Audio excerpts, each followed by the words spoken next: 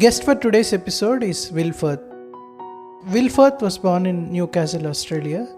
He studied German and Slavic languages in Canberra, Zagreb, and Moscow. He lives in Berlin and works as a translator of literature and the humanities from Russian, Macedonian, and all variants of Serbo-Croatian, BCMS. His best received translations of recent years have been Faruk Šehić's Quite Close the Una and Andrej Nikolaidis' Anomaly.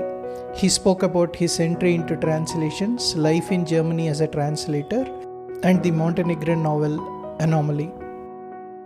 Please give us your feedback on this episode via Spotify or Apple apps.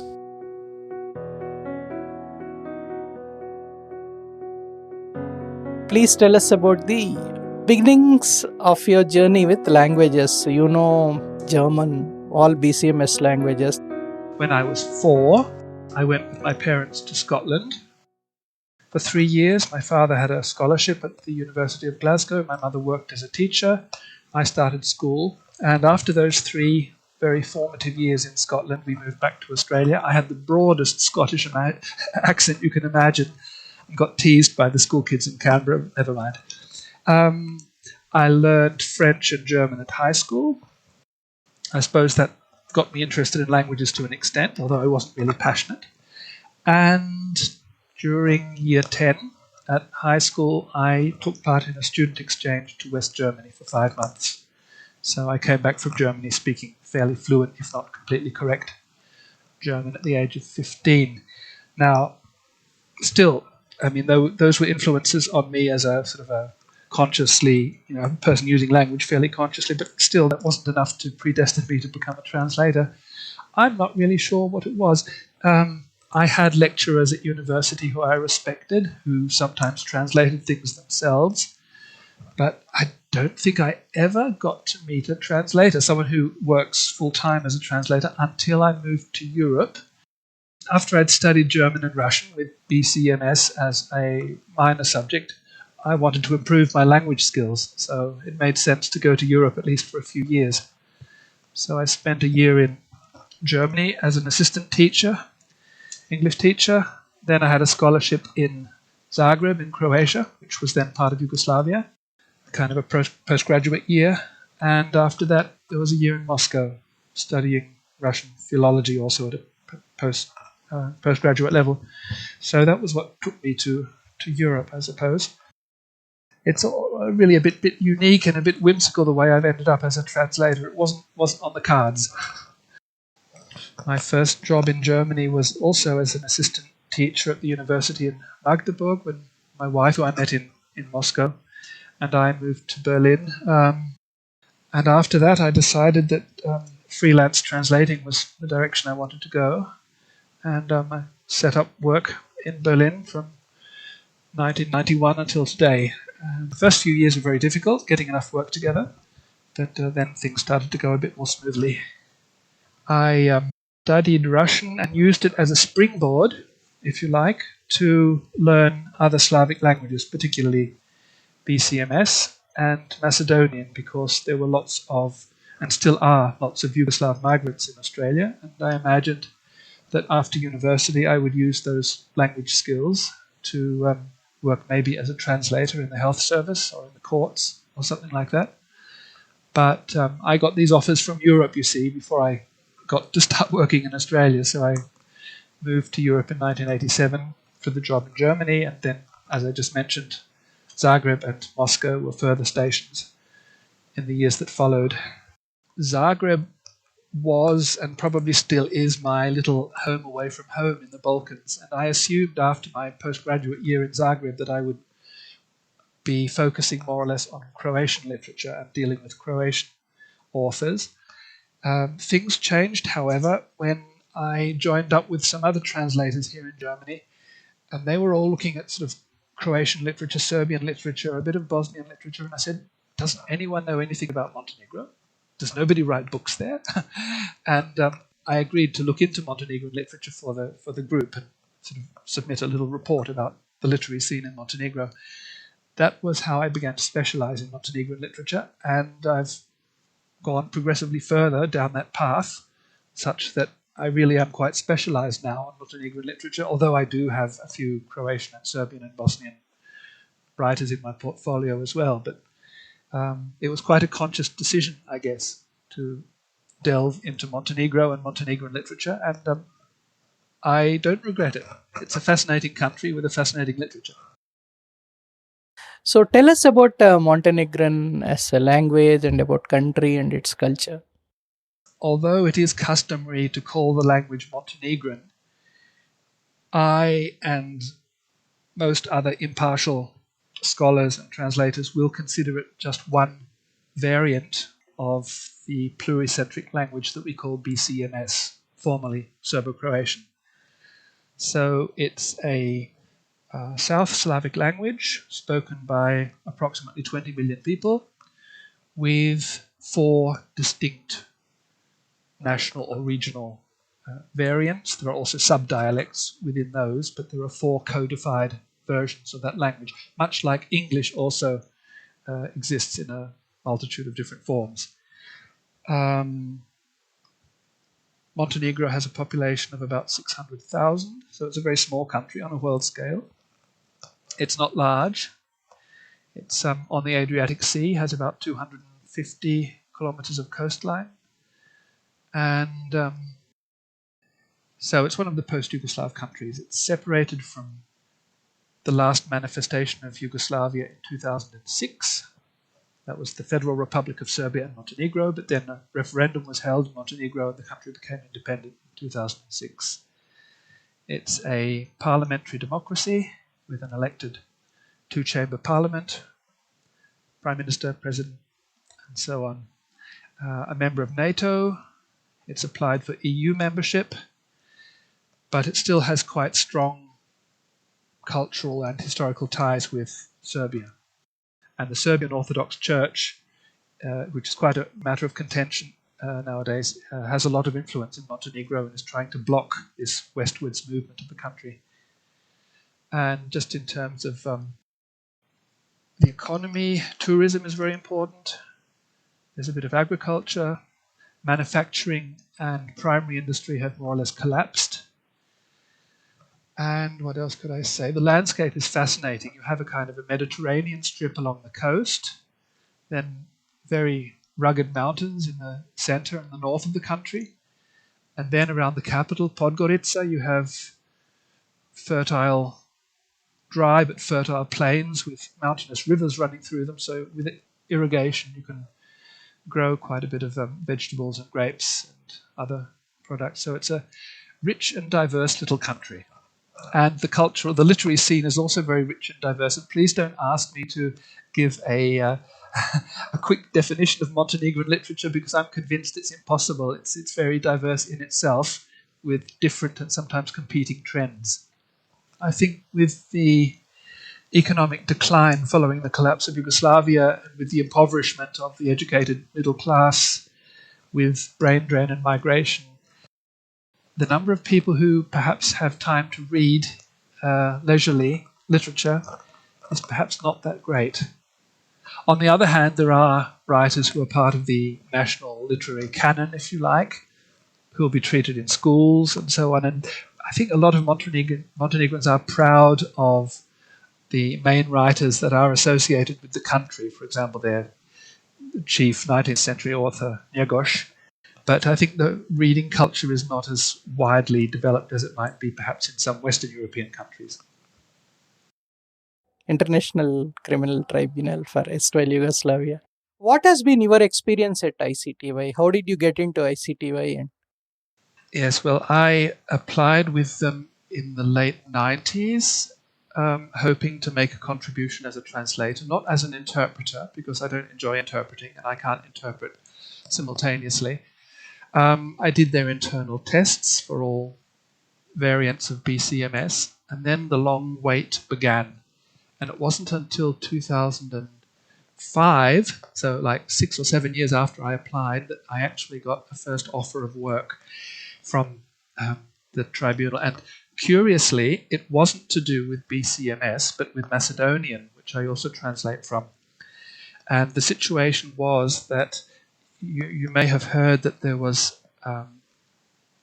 internal strife in Macedonia, or a kind of uprising, insurgency in 2001, when a lot of Albanian ethnic fighters who had been expelled from Kosovo moved over the border into Macedonia and started fomenting a rebellion among the ethnic Albanian population, which had also been at loggerheads with the Macedonian authorities for a long time. So it was like fertile ground for these autonomist or separatist Albanian ideas. Anyway, this rebellion was put down by the Macedonian armed forces quite brutally, and I can't tell you exactly the number of victims, but I think in the year or so of strife, there were like 10 or 12 members of the Macedonian armed forces killed, and maybe, I'm guessing now, it's so long ago, maybe 50, maybe 100 ethnic Albanians, something like that.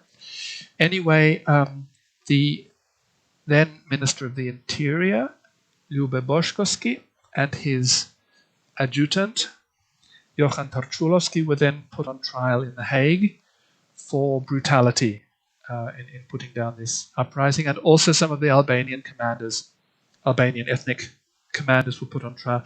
But I had several large chunks of evidence to translate. I think over the 3 years that I worked for the tribunal, it was like maybe 300 pages of evidence. Some of it was quite boring. Some of it was quite brutal, like ballistic reports and forensic reports about people who had been killed, but also newspaper articles about the conflict.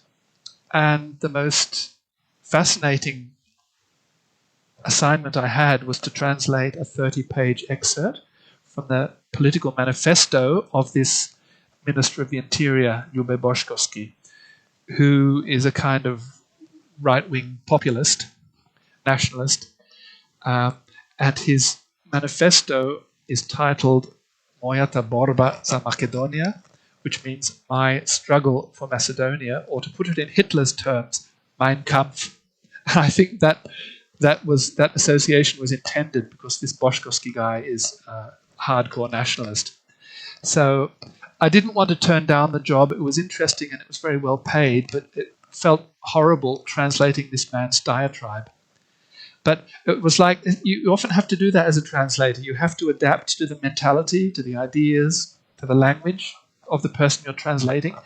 And I told myself, Will, this isn't nice, but they're paying you to do it. It's an important institution. Just do it. I felt like an actor. I was putting myself into this role, and I think I performed well enough in the role. So that was fascinating, just going through that process. That fortnight or so that I spent on the manifesto was certainly a negative highlight, if you like, of the work for the tribunal. But all in all, like I say, about 3 years' work, on and off, 300 pages of evidence, and it was the best paid work I've ever had. Coming back to the situation in these countries, is nationalism on the rise in all these countries? Is that a trend? Nationalism is on the rise, or has been a major factor ever since the collapse of Yugoslavia. In fact, it would be fair to say that the reawakening of older nationalisms in a new guise, perhaps, was one of the prime causes of the collapse of Yugoslavia. So, yes, and each of these countries, Croatia, Serbia, now Montenegro also, has its nationalism. And the funny thing is, I am very firm about BCMS being a polycentric, pluricentric language, one language with a few different manifestations.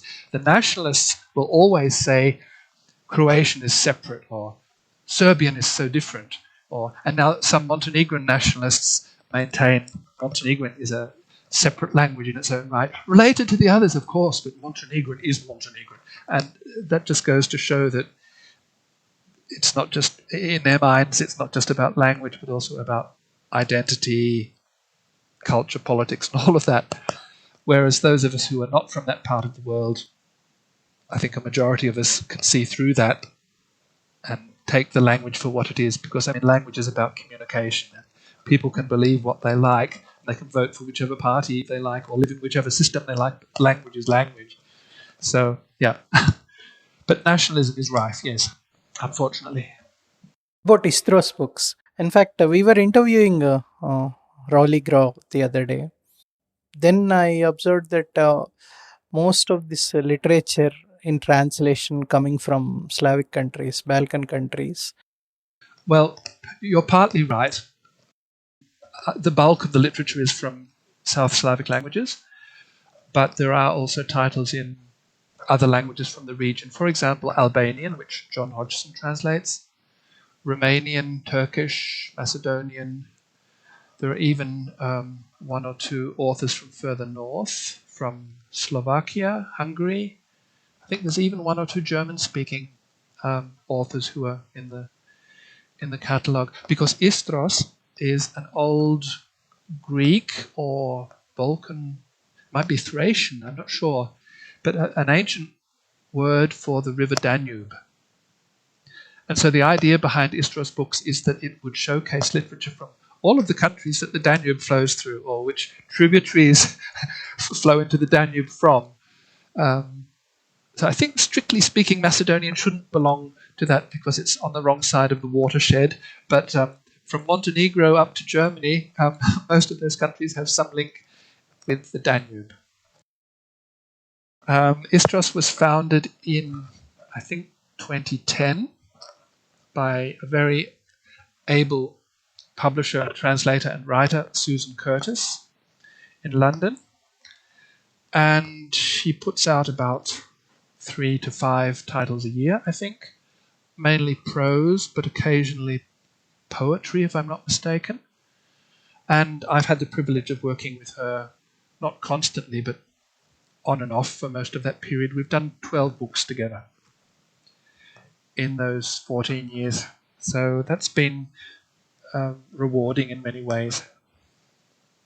Please tell us about some important writers and some literature. And suppose if somebody wants to start reading Montenegrin literature, let us say, some recommended books. Okay, well, what I'm going to say now is very much my own take on Montenegrin literature. I'm not a comparative literature specialist. I'm not objective. I have my own tastes. But I'll try to be as fair and even-handed as I can. The best-known Montenegrin writer is, without doubt, the Prince Bishop Petar II Njegoš, who was a Orthodox bishop, but also a prince, so a worldly leader and a religious leader in the 19th century. And that was a time when some of the countries in the Balkans were gradually freeing themselves from Ottoman rule. And this Montenegrin dynasty of Njegoš carved out a principality for itself, basically on the territory of today's Montenegro, with a few gives and takes. He wrote an epic poem called The Mountain Wreath, quite long, in decasyllabic poetry, in this particular old verse meter, about life in the mountainous Balkans and about the freedom-loving folk and their struggle for freedom against the Ottomans and so on. A bit nationalist, very violent, but very moving and full of imagery, and it's fascinating stuff, which I don't know well enough. But if someone really wanted to immerse themselves in Montenegrin literature and had the time and the resources, a good library would help, then The Mountain Wreath by Njegoš would be somewhere to start. My own journey with Montenegrin literature began with Hansen's Children, a novel by the writer Ognjen Šehić, which it has been well received, but is not as well known as it should be. It's about a home for lepers in Romania, and it doesn't really have any strong link to Montenegro. Two of the inhabitants of that sad institution, which didn't really exist, but the funny thing is a Michelin guide to Romania actually treated it as fact and mentioned that this former leprosarium, or home for lepers, was located somewhere in eastern Romania, which is funny, where fiction becomes quasi-fact. Anyway, they basically escape from that institution as the Ceausescu regime collapses in 1989 and make their way to the West. A very moving and well-written novel, Hanson's Children. Then another writer that you must read something of is Andrej Nikolaidis, who I've now translated 4 novels by. He's a very outspoken, critical, cynical, brilliant writer and journalist, and I really recommend that interested listeners read something of his. I've translated his novels The Coming, The Sun, Till Kingdom Come, and most recently Anomaly. He hails from Bosnia-Herzegovina. He was born in Sarajevo in 1974 and fled with his parents in 1992 when the war broke out. They moved to his father's hometown in Montenegro, and he basically spent most of his youth, from 18 till into his 20s in a small town at the south tip of Montenegro. He's become a Montenegrin citizen. I think he may still have Bosnian citizenship as well, and he moves to and fro a lot. He's often at events and book festivals and so on. He travels a lot in the region. And I could go on mentioning authors for quite a long time. A few more names. Who should I mention next? Most of the names I'll mention are male writers, which is representative of the literary scene, which is fairly male-dominated, but there are fascinating women's voices as well.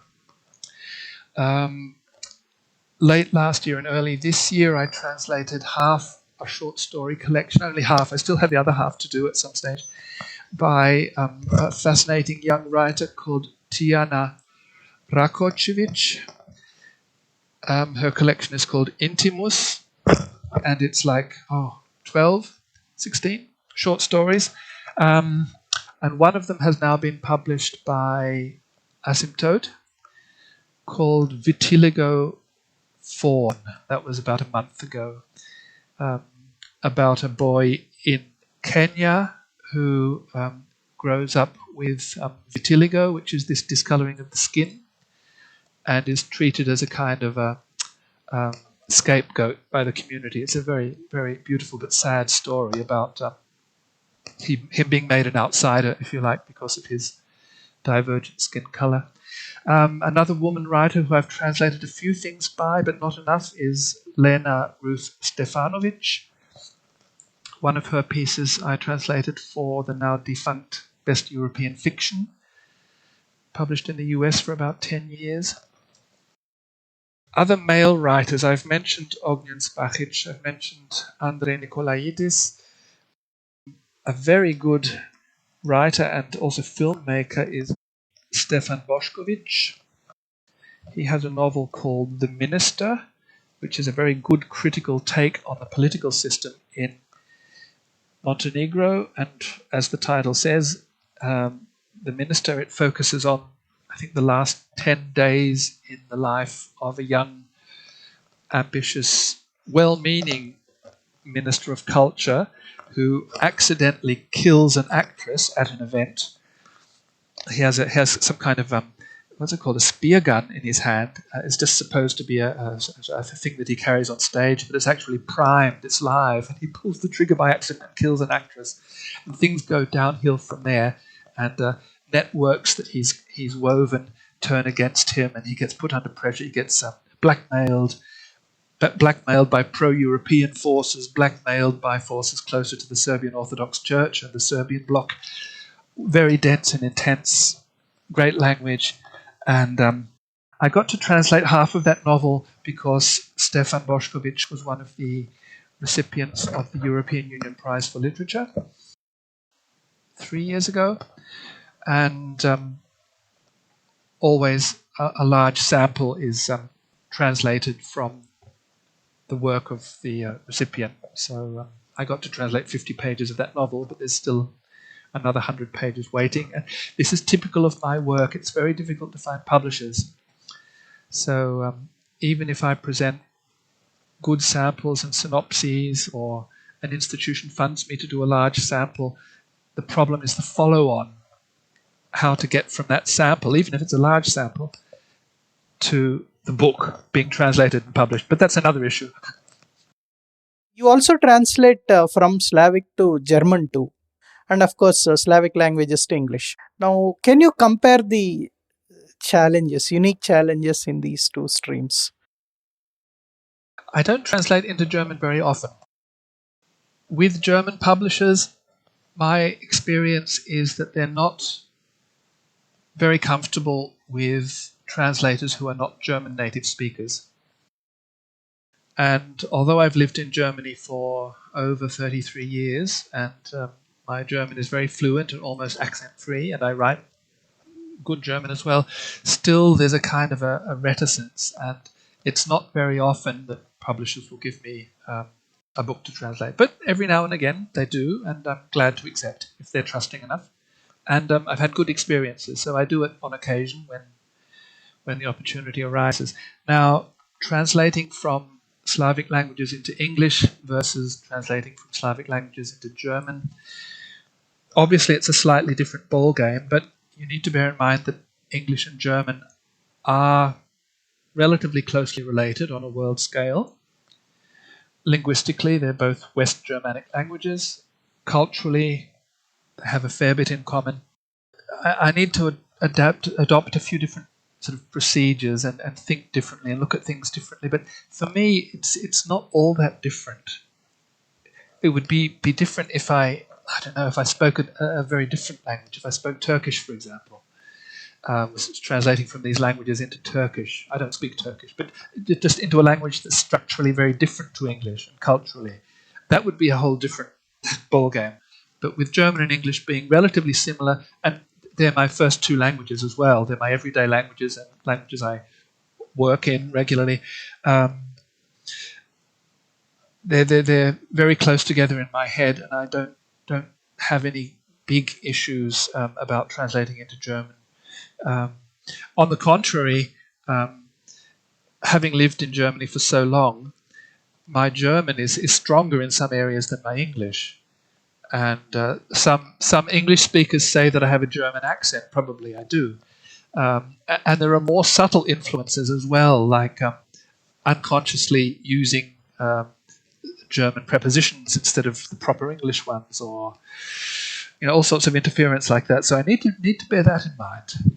That's an issue I have, but that's not to do with the translation per se. It's more to do with my strongest languages being very closely related and sometimes intermingling a bit too much. So that's more the issue for me, keeping English and German neatly apart. You chose to become an Esperantist too. I decided to learn Esperanto in 1985, quite a long time ago. I just heard about it and I thought that's an interesting idea, a created language that doesn't belong to anyone but belongs to the community of its speakers. And I learned it relatively quickly. I had time. I have an aptitude for languages probably. And I've used it ever since for corresponding with there's my German again, with what do you call them, pen friends, and for all sorts of personal and political activities.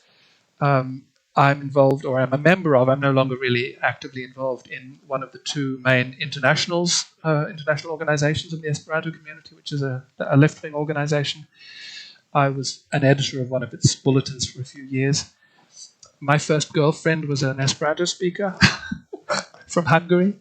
So I can tell you, Esperanto it hasn't become the international lingua franca it was intended to be, designed to be, I think. And it's probably the one created language or auxiliary language that's had the most success. There have been hundreds through history.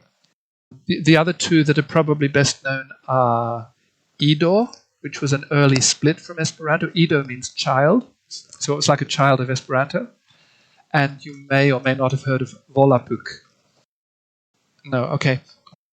No, I'm still convinced that Esperanto is a good idea, and I use it on occasion for various things, but I'm not as active as I used to be. And unfortunately, I think like I said, the intention, the long-term goal of it becoming the primary lingua franca is probably not going to happen in my lifetime. I came to know about this as we have interviewed David Schulman. Oh yes, I've heard of him. Now, when you say international language, what are the specific characteristics of Esperanto? Is it more flexible or is it easy to learn? It's both easy to learn and flexible. The grammar is essentially, I mean, it has its own logic in a way, but it's within that framework, it's free of exceptions. You don't need to learn declinations. There's one case, the accusative case. You don't need to learn a whole array of different verb forms.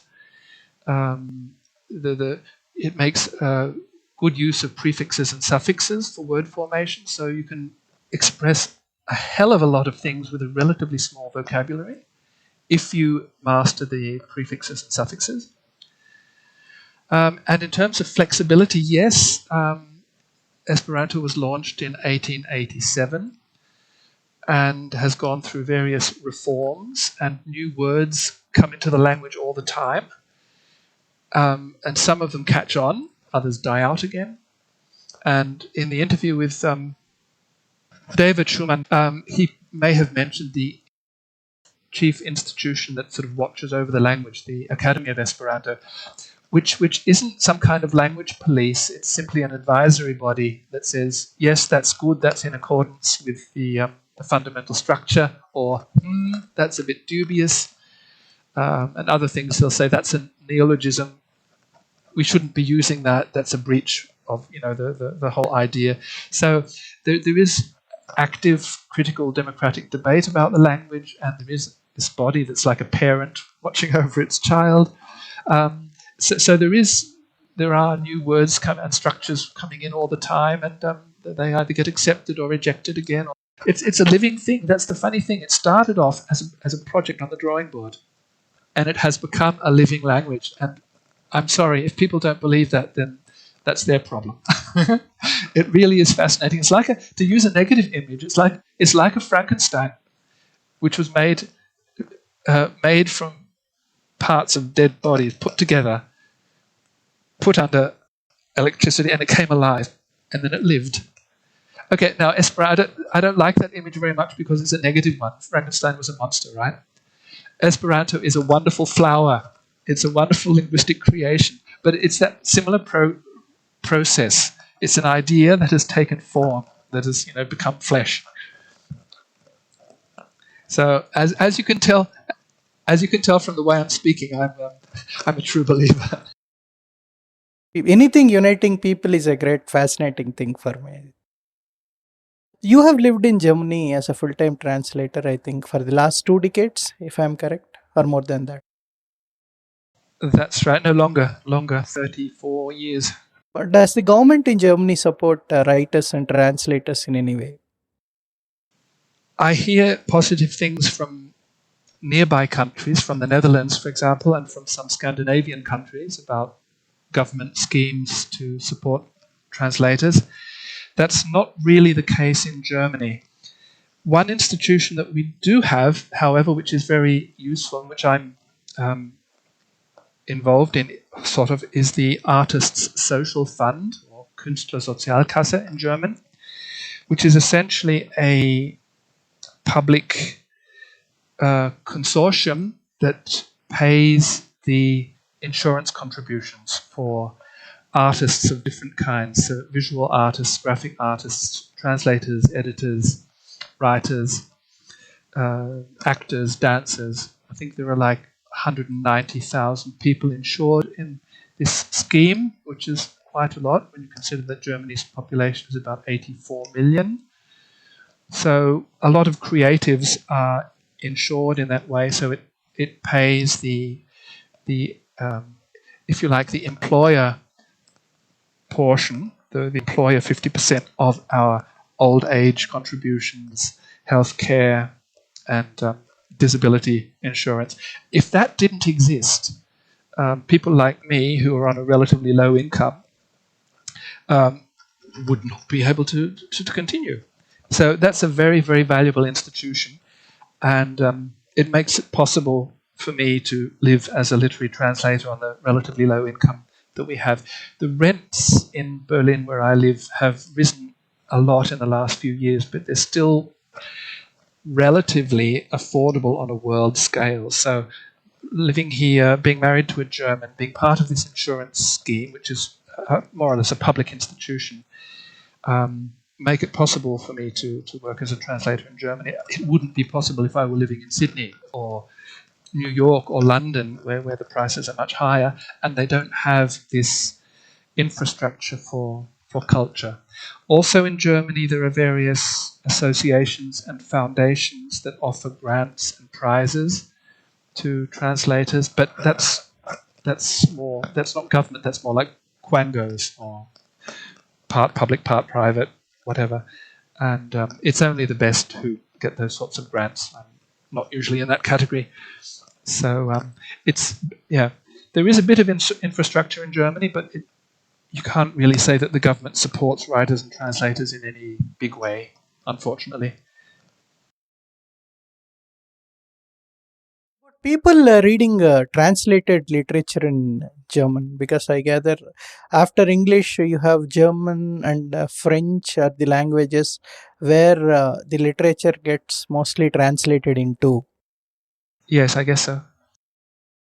Yeah, what's your take on that? In Germany, people reading literature in translation.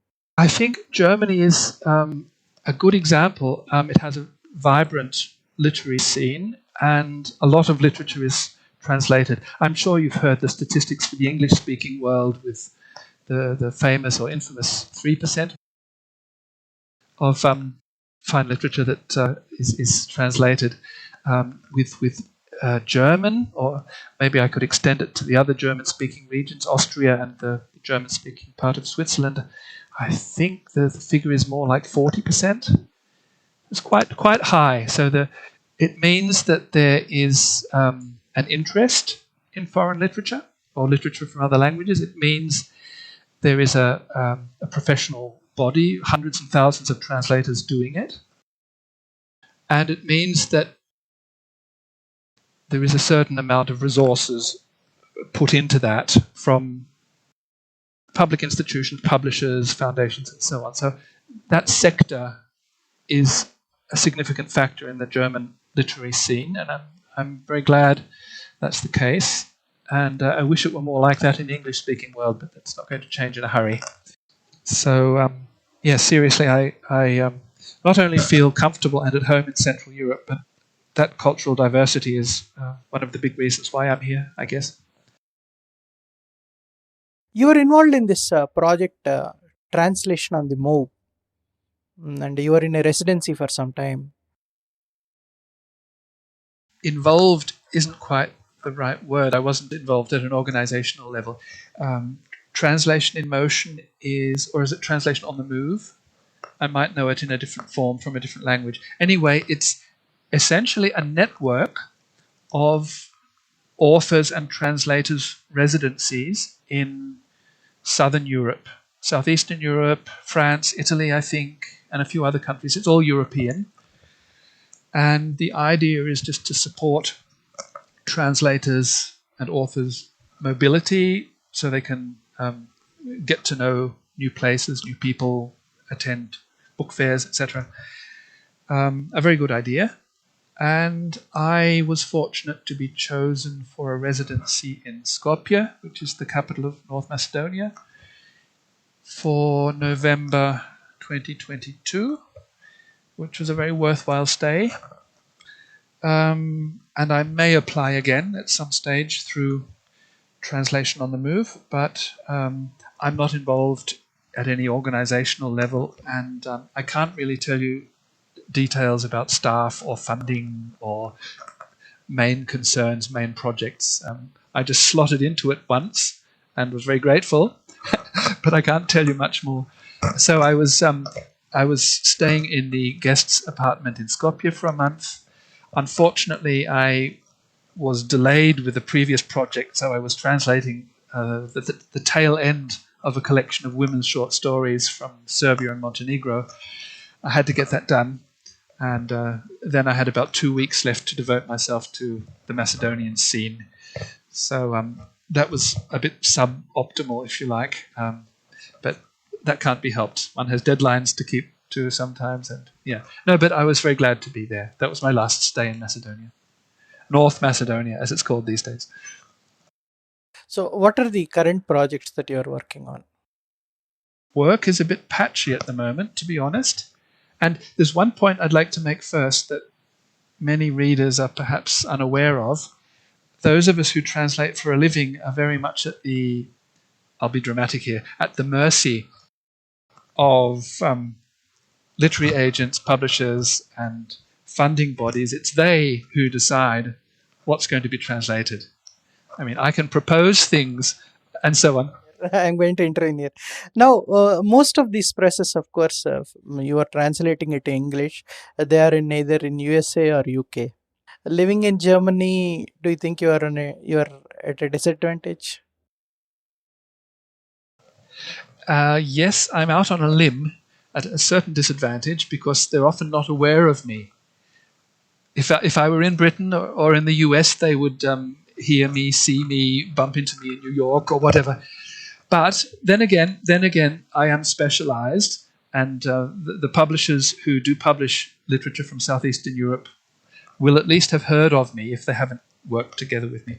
But anyway, that was me grumbling about not being able to plan and not being able to translate exactly what I want to. But that's belly aching. That's luxury belly aching, really. It's I have a very nice job, basically, so I shouldn't complain.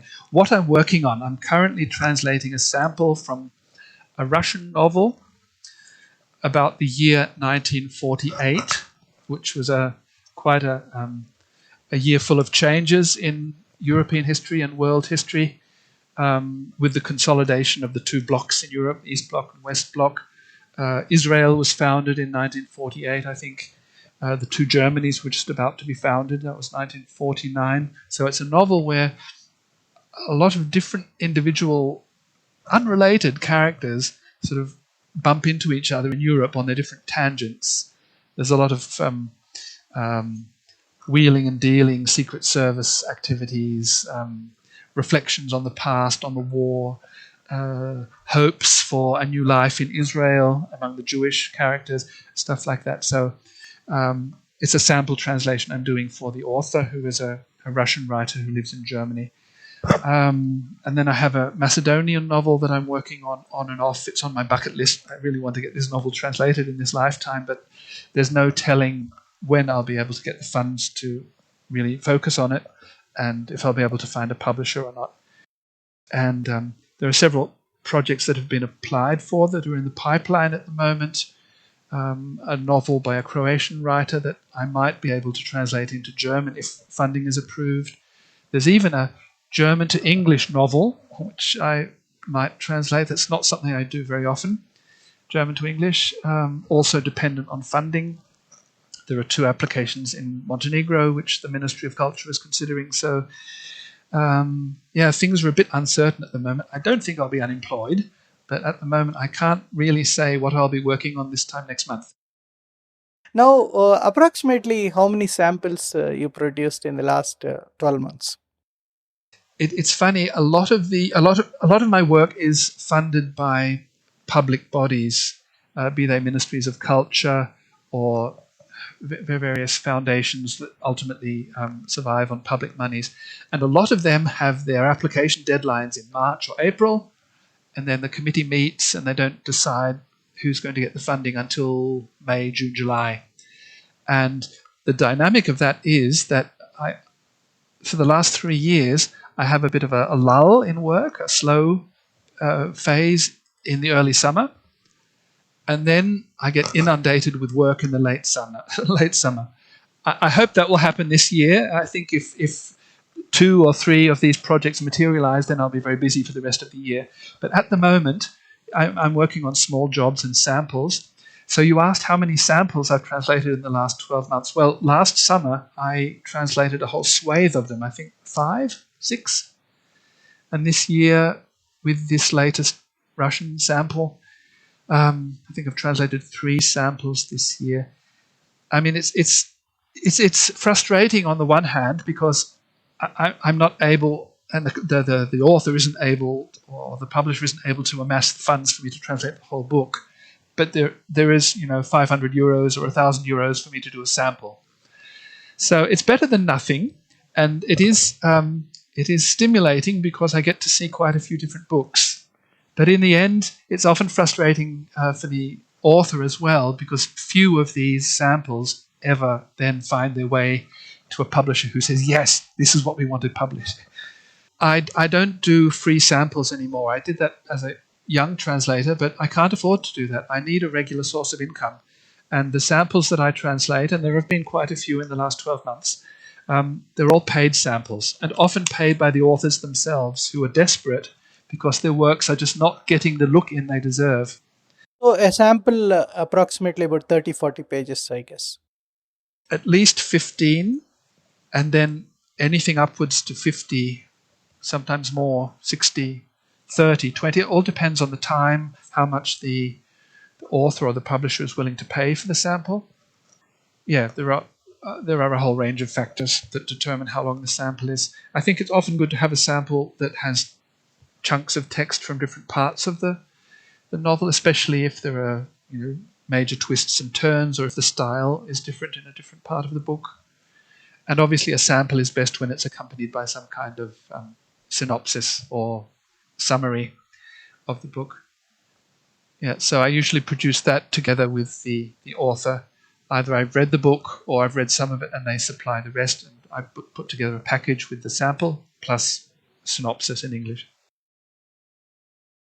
We have picked up this book, Anomaly, your latest translation, to discuss.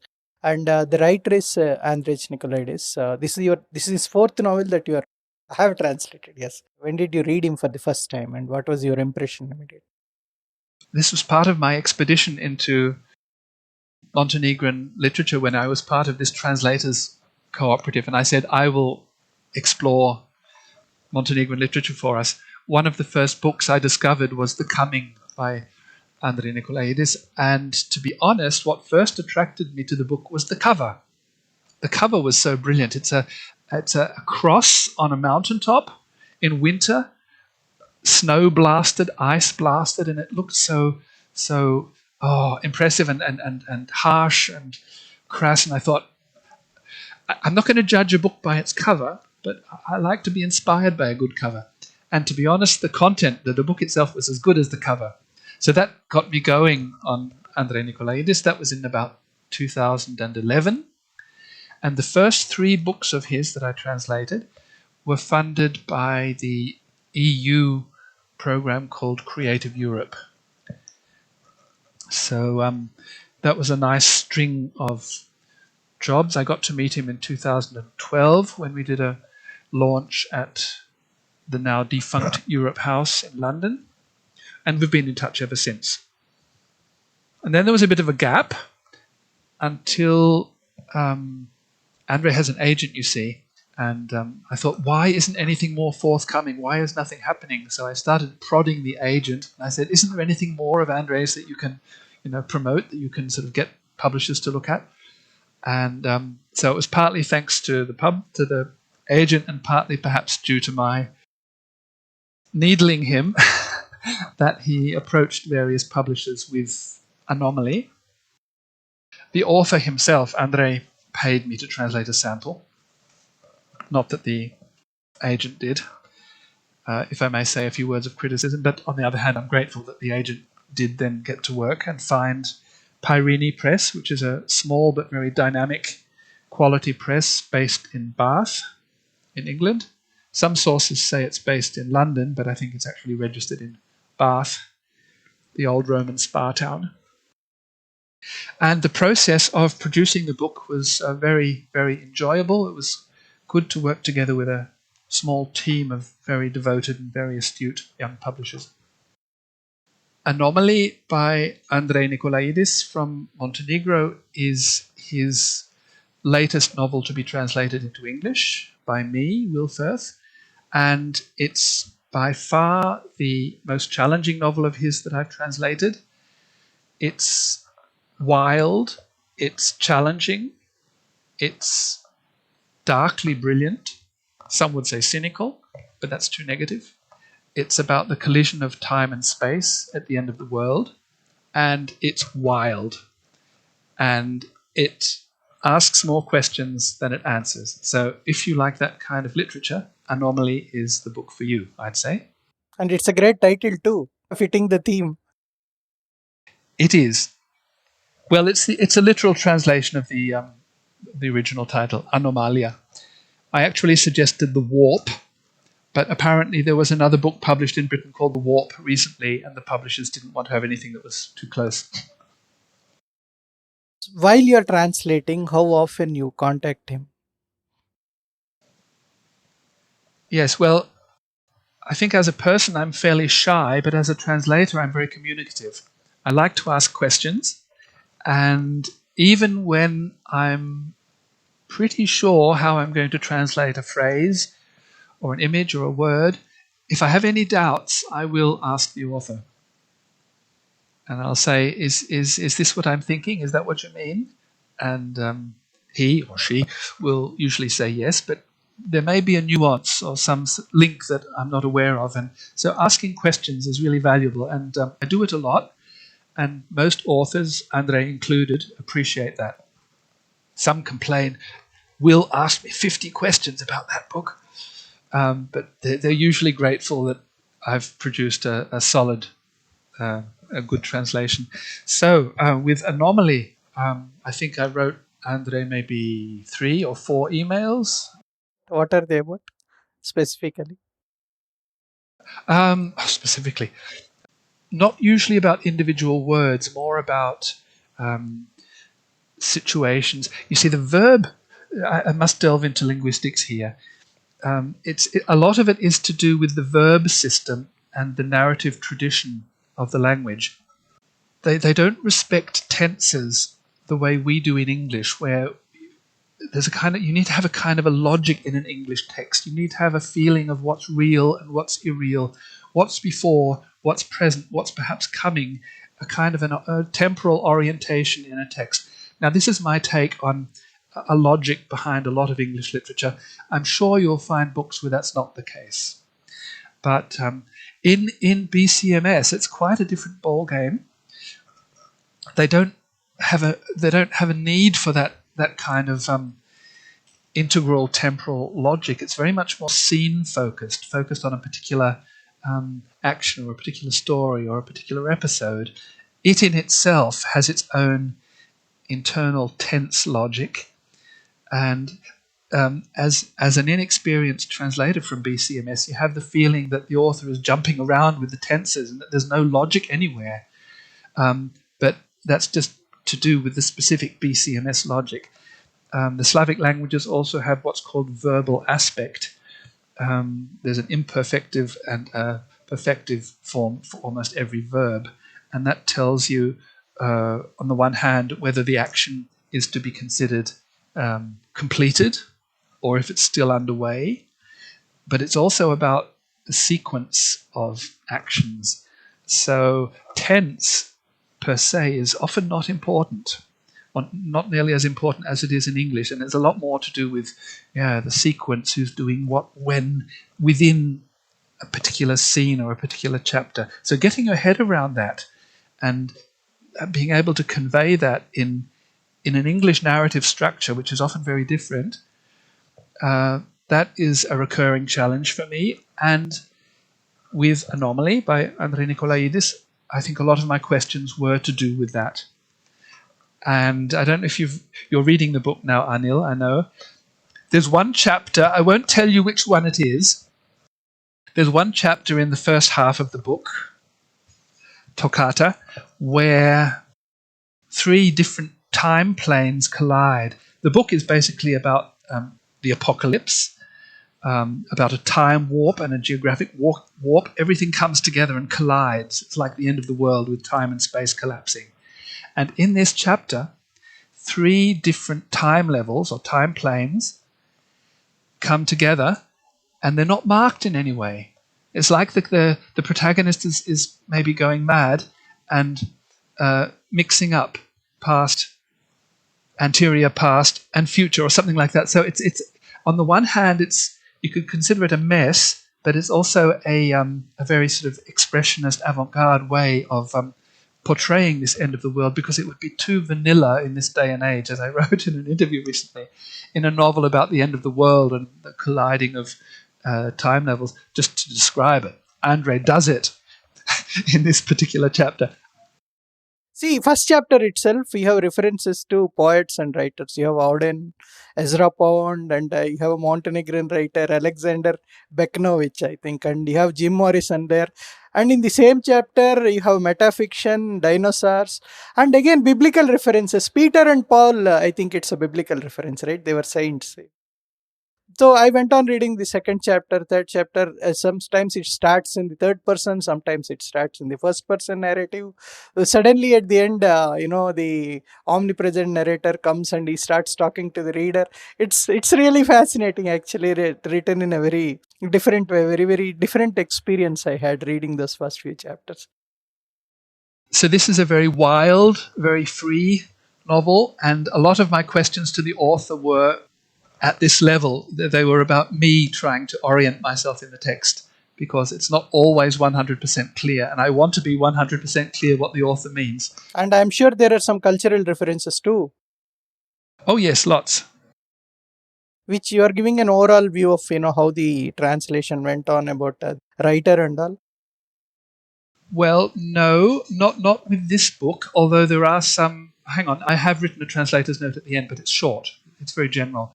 Yes, or kind of an introduction, There have been translations where I have produced more detailed translator's notes about the challenges of translating, or, for example, a list of footnotes, endnotes, although that's not generally wanted in fine literature. Can you please read a passage from Anomaly? Yes, I'll read a passage from chapter 2 called So Much Time for So Few Things. He didn't fall asleep until shortly before dawn. He'd spent all night traipsing through the deserted halls, unable to find a moment's rest. He halted in vain in front of the glass cases of exotic animals, where once he'd imagined all the happier scenarios his life could have followed if only he'd acted differently at this or that particular juncture. Quiet, cold corridors, dark storerooms, and that gruesome cellar, all the places where he'd done his nightly rounds for 30 years as a caretaker at the Natural History Museum. Whichever way he went, and wherever he sat down for a smoke, he was dogged by an anxiety that seemed greater than any he'd known before. And now I'll read the corresponding passage from the original in my best Montenegrin, or Bosnian Montenegrin. Andrej Nikolaidis is from Bosnia, as I mentioned earlier, and when you listen to him, he's got a very clear Bosnian intonation, but his writing is somewhere in between Bosnian Montenegrin, often edited by Croatian editors, so it's a bit of a melange in the best sense of the word. Tek pred zoru je zaspao. Čitavu je noć kružio pustim salama, ne uspijevajući da pronađe smiraj. Uzalud je zastajao pred postavkama i egzotičnim životinjama, tamo gdje je nekada znao zamišljati sve one sretne scenarije po kojima je njegov život mogao odvijati, samo da je onda u onom trenutku postupio drugačije. Tihi, hladni hodnici, tamne ostave, strašni podrum, mjesta koja obilazi već 30 godina otkako su ga zaposlili na mjestu čuvara Prirodnjačkog muzeja. Kamo god bi zakoračio, gdje god bi sjeo i zapalio cigaretu, pratila ga je uznemirenost kakvu učinilo mu se do tada nije upoznao. Thank you, Will. You're very welcome.